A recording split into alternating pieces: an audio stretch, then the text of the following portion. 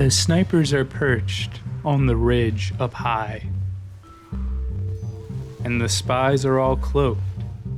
They're sneaky. Oh my. The engineers build with their wrench in their hands, while heavies just stand there, guns ready to land. The blues are attacking. It's capture or die. They rush to the point, and oh no, they can fly. It's hard to keep track of what's happening here. The end of another round of Dustbowl surely draws near.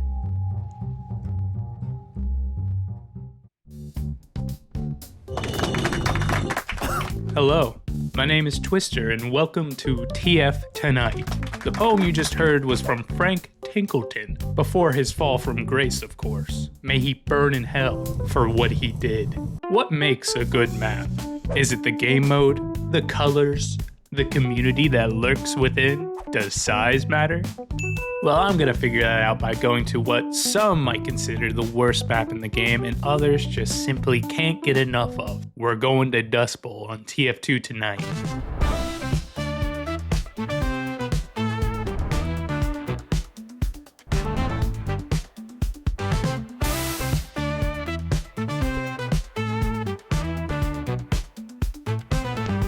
Brought to you by Localization Files.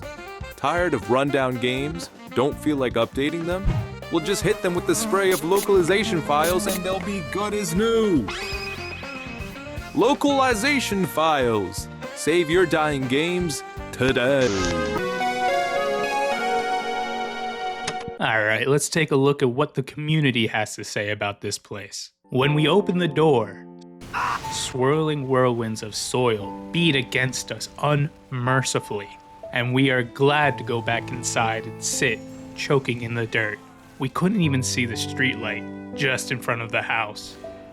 Oh, my bad, that's a letter from a child who survived the 1935 Dust Bowl. Let me get the right document here. Alright, where is it? Okay, here it is. CP Cock and Ball Torture. Exquisite work as always, my friends. That's kind of what it feels like though. These games can last nearly 2 hours if you sit through the whole match. And there's a very simple reason as to why it takes longer than a feature-length film to complete a round of Dustbowl. Around each dusty corner, a choke point filled with stickies, rockets, and sentries wait for you.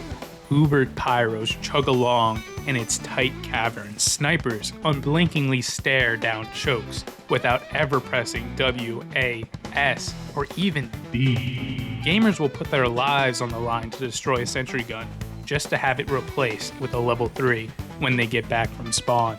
Hive mind engineers skitter across the dusty ground, always upgrading, only putting down their wrenches to pull out the short circuit or the wrangler.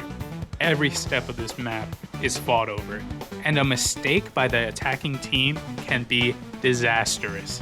And vice versa, you could have the most impressive hold on first point just to be instant capped on second by a cloak and dagger spy. By the time you realize what's happening, you can already feel the icy hand of CP Dustbowl clamping on your bits and twisting. You're officially in Dustbowl, you silly binch.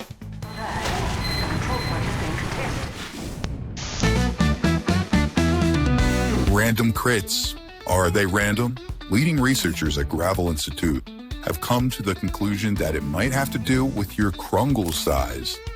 More on this at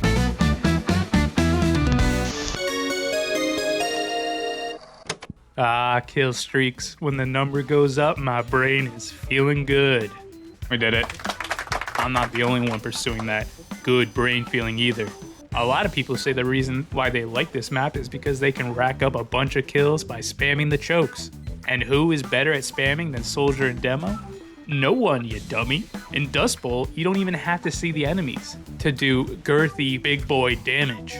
Since the map is designed around one real choke point, all you have to do is plop some of that sticky icky or a fat rocket near the choke, and about 90% of the enemy team are gonna get a splash of it. And don't even get me started on crits on this map. Don't do it.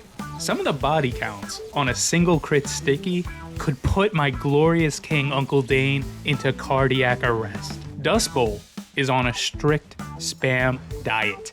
Constantly, you and the other team are taking damage, and with there only being mini health packs around some of these chokes, you're going to be racking up kills just by throwing projectiles at the corner. Another reason I notice why people like this map is they can more or less just shut off their noggin and still get some of these kill streaks. As someone who also likes to partake in shutting off their smooth gamer brain, there's no judgment coming from here. In Dustbowl, the instructions are quite clear. Stand here and shoot around the corner, do this, and you will be living a good and dusty life. I am Dick Durst, and it is now time for tonight's movie review. Hank Klimsel's new hit film, Stinking Baby Crate. Unbox this unusual film in a theater near you. I give it 4 keys out of 5. I could not stop sobbing during this one, and it made me want to call my ex-wife. Back to you.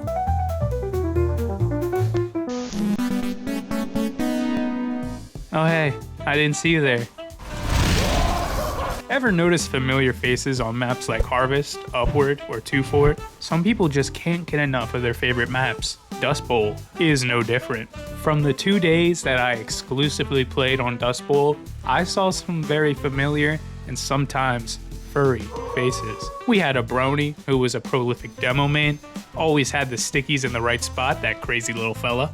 An edgy Flog Pyro main, who made his pyro look like a certain American hate group. Some real weirdoid behavior for sure. There was all types of characters to study. Even stranger yet, there was consistently some dude at the bottom of the scoreboard who would hop on the mic, say some bad jokes, and when no one laughed or even reacted to them, he'd just switch over to the racist stuff. Really sad to see. And listen, before you say, Twister, how dare you insult the honor of my glorious map, CP Dustbowl.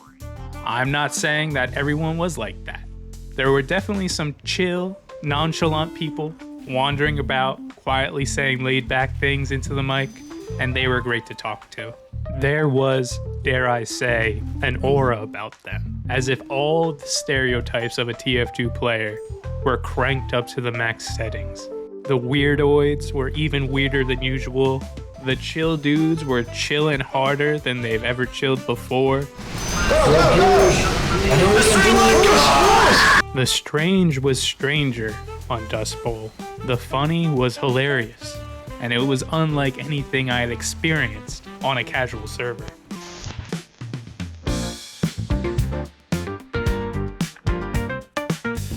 Today's question comes from Beatrice from Hoodoo. She writes, Dr. Creeman, my friend has recently started meaning the righteous bison. What should I do?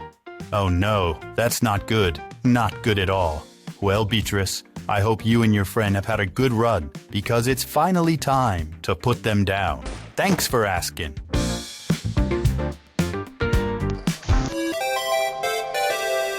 Dustbowl is actually older than TF2. It was originally released in Team Fortress Classic in 1999. That's 25 years old.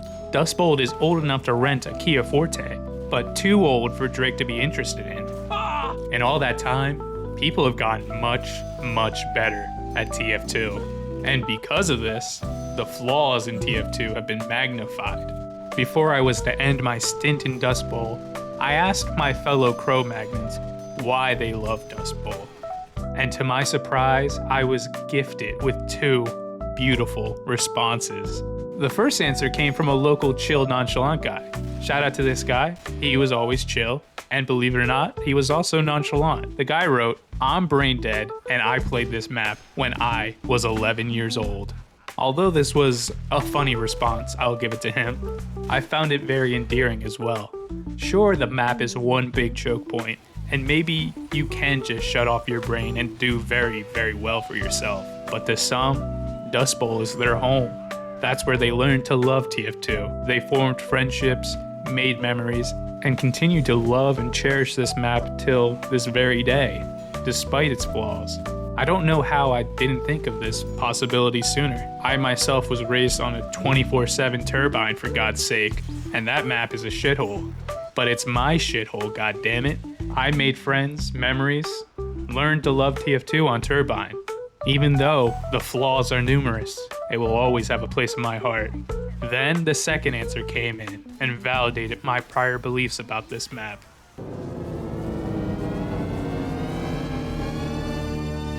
Fair enough. Well, until next time, good night, TF2.